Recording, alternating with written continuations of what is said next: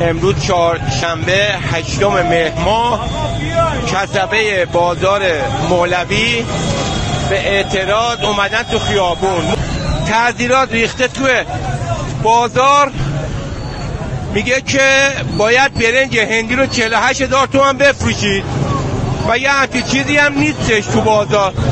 کاسب 70,000 تومان میخره، 72,000 تومان میفروشه. به خاطر همین میلیونی جریمهشون کردن، 250 میلیون، 300 میلیون.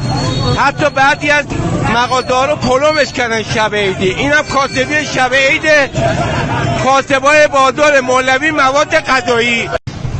امروز چهارشنبه 8 مهر ماه کسبه بازار مولوی به اعتراض اومدن تو خیابون. تعذیرات ریخته تو بازار، میگه که باید برنج هندی رو 48,000 تومان